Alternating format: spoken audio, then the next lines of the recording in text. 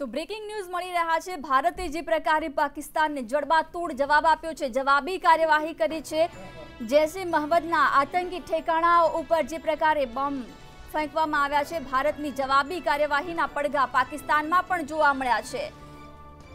યોગ્ય સમયે યોગ્ય રીતે બદલું લેવાની જે પાકિસ્તાન દ્વારા ચીમકી આપવામાં આવી હતી, પાકિસ્તાનનું લાજવાને બદલે હવે ગાજવાનો સૂર સામે આવ્યો છે।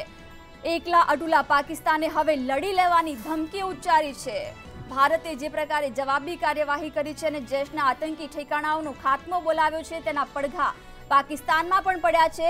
નેશનલ સિક્યુરિટીની બેઠકમાં વળતા પ્રહારની પાકિસ્તાને તૈયારી બતાવી છે। યોગ્ય સમયે યોગ્ય રીતે બદલો લેવાની પાકિસ્તાને હવે ચીમકી ઉચ્ચારી છે। પાકિસ્તાને લાજવાને બદલે પોતાનો ગાજવાનો સૂર બતાવ્યો છે। એકલા અટુલા પાકિસ્તાને હવે લડી લેવાની ધમકી ઉચ્ચારી છે। ભારતીય કાર્યવાહીના પાકિસ્તાનમાં પણ ઘેરા પડઘા પડ્યા છે। મહત્વનું છે કે આ પહેલા પણ ઇમરાન ખાન આ નિવેદન આપી ચૂક્યા હતા કે જો ભારત કોઈ પણ પ્રકારની કાર્યવાહી કરશે તો તેનો જવાબ પાકિસ્તાન પણ આપશે। જો કે અત્યારે પાકિસ્તાનનું એ જ પ્રકારનું વલણ સામે આવી રહ્યું છે। પાકિસ્તાને લાજવાને બદલે ધમકી આપી છે અને એકલા અટુલા પાકિસ્તાને લડી લેવાની ચીમકી ઉચ્ચારી છે। ભારતીય કાર્યવાહીના પાકિસ્તાનમાં પણ ઘેરા પડઘા પડ્યા છે। મહત્વનું છે કે પાકિસ્તાન સંસદમાં આજે પ્રકારે આજે ઇમરાન ખાન મુર્દાબાદના નારા લગાવવા અને વિરોધ નોંધાવવામાં આવ્યો હતો, ત્યારબાદનું આ નિવેદન સામે આવ્યું છે। પાકિસ્તાનનું વલણ સામે આવ્યું છે, જેમાં પાકિસ્તાને લાજવાને બદલે ગાજવાનો સૂર બતાવ્યો છે અને એકલા અટુલા લડી લેવાની ચીમકી ઉચ્ચારી છે।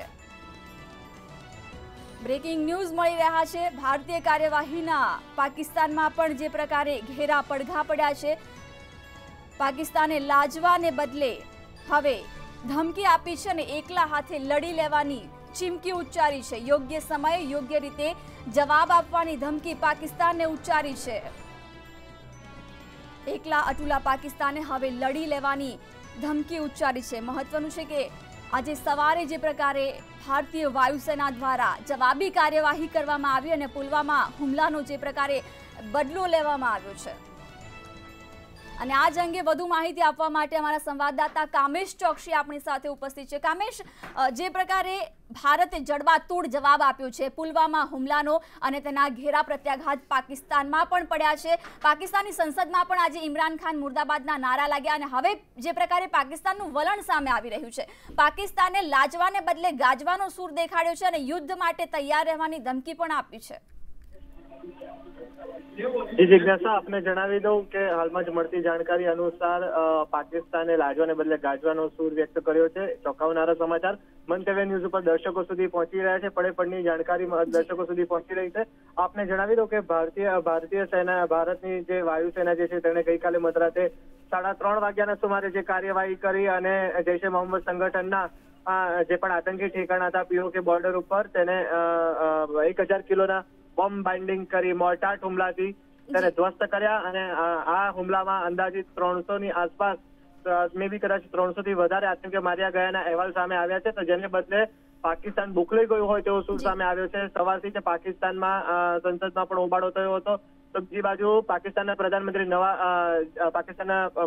ઇમરાન ખાન છે તેની ઉપર પણ અત્યારે તમામ દોષનો ટોપલો ઢોળવામાં આવી રહ્યો છે। સાથે જ ઇમરાન ખાન મુર્દાબાદના નારા પણ લાગ્યા હતા અને પાકિસ્તાનમાં અત્યારે ગરમાગરમીનો માહોલ સર્જાયેલો છે, જેને લઈને હવે પાકિસ્તાને પોતાની જે કરતૂત જે છે, પોતાની હરકત જે છે, આતંકી પ્રવૃત્તિઓની જે હરકતને બદલે જે ભારતે જે પોતાનો બદલો લીધો છે તેમાં શરમાવવું જોઈએ, તેને બદલે અત્યારે ગાજવાનો સૂર વ્યક્ત કર્યો છે। આપને જણાવી દઉં કે અત્યારે ભારતીય કાર્યવાહી જે કરી હતી તેના પાકિસ્તાનમાં આ જ જે ઘેરા પ્રત્યાઘાત પડ્યા છે, જેના ભાગરૂપે નેશનલ સિક્યુરિટીની જે બેઠક મળી હતી અને બેઠકમાં પોતાની ભૂલ કબૂલ કરવાને બદલે તેમણે વળતા પ્રહારની તૈયારી દર્શાવી છે। સાથે જ ભારતને ગર્ભિત ચીમકી આપવામાં આવી છે કે ભારતે જેવી રીતના બદલો લીધો છે તેવી જ રીતના યોગ્ય સમયે યોગ્ય રીતે પાકિસ્તાન બદલો લેશે તેવી ચીમકીનો સૂર સામે આવ્યો છે। બિલકુલ કામેશ, જે પ્રકારે વાત કરવામાં આવી નેશનલ સિક્યુરિટી કમિટીની જે બેઠક મળી, પાકિસ્તાને લાજવાને બદલે ગાજવાનો સૂર હવે અપનાવ્યો છે। જો કે ઇમરાન ખાન માટે આ નવું નથી, આ પહેલા પણ એમનું નિવેદન આવ્યું હતું, ભારત જો કાર્યવાહી કરશે તો અમે પણ વળતો પ્રહાર કરીશું। ત્યારે હવે પાકિસ્તાન તરફથી કેવી કાર્યવાહી કરવામાં આવી શકે છે? ચોક્કસથી હંમેશા કહેવાય છે કે ભાઈ સામાન્ય રીતના એવું કહેવામાં આવતું હોય છે, ગુજરાતીમાં એક કહેવાય છે કે કૂતરાની પૂંછડી વાંકી વાંકી, બરાબર. તે જ તે કહેવતને પણ આમ આ પાકિસ્તાનના અંદર ગણી શકાય, કારણ કે પાકિસ્તાને અનેકવાર ચેતવણી ભારતે આપી હતી. અગાઉ અનેકવાર સીઝફાયરનું ઉલ્લંઘન થયું હતું ત્યારે પણ ભારતીય સેનાએ તેમને સ્પષ્ટપણે ગર્ભિત નહીં પરંતુ સ્પષ્ટપણે ચેતવણી આપી હતી, છતાં પણ પાકિસ્તાન ક્યારેય સુધરતું નથી. પાકિસ્તાન તરફથી અનેકવાર સીઝફાયરનું ઉલ્લંઘન થયું છે અને ઉલ્લંઘનમાં કેટલાય જવાનો પણ આપણા અગાઉ શહીદ થઈ ચુક્યા છે. આટલી આ ઘટનાઓ જાણે ઓછી પડતી હોય તેવી રીતે પુલવામા પણ છે જૈશે મોહમ્મદ સંગઠન દ્વારા આતંકી હુમલો કરાયો હતો અને જેમાં 44 જવાનો શહીદ થયા હતા. સૌથી મોટો હુમલો અને 2019ની સૌથી મોટી દુઃખદ ઘટના ભારત માટે કહી શકાય, જેનો બદલો ભારતીય સેનાએ લીધો છે. ભારતીય વાયુસેનાએ જે પણ મોટા હુમલા કર્યા હતા અને મોટા હુમલા કરી અને પુલવામા જે હુમલો થયો હતો તેનો બદલો લીધો છે અને જૈશે મોહમ્મદ સંગઠનના 300 આતંકીઓને માર્યા છે. આ આપણે સ્પષ્ટપણે જણાવ્યું કે જૈશે મોહમ્મદ સંગઠન એ સૌથી મહત્વનું એક આતંકી સંગઠન છે કે જે છેલ્લા 15 થી 20 વર્ષથી વધારે જૂનું છે અને પાકિસ્તાનના બહાવલપુરમાં સક્રિય ભૂમિકા ભજવી રહ્યું છે. પાકિસ્તાનના બહાવલપુરમાં જે મસૂર અઝહર છે જૈશે મોહમ્મદ સંગઠનનો જે ચીફ છે, તેને એક મસ્જિદની સફેદ કલરની એક મસ્જિદ છે અને મસ્જિદની અંદર તે જેનાથી પ્રવૃત્તિ ચલાવે છે. પાકિસ્તાનના જે પણ યુવાનો છે તેમના મનને ભ્રમિત કરવામાં આવે છે, તેમને પૈસાની લાલચ આપવામાં આવે છે, તેમના બ્રેઇન વોશ કરવામાં આવે છે અને બ્રેઇન વોશ કર્યા પછી આ જિહાદના નામે ભારત વિરુદ્ધ આતંકી ષડયંત્ર બનાવવામાં આવે છે અને આવી ઘટનાઓને અંજામ આપવામાં આવે છે. ત્યારે હવે પાકિસ્તાન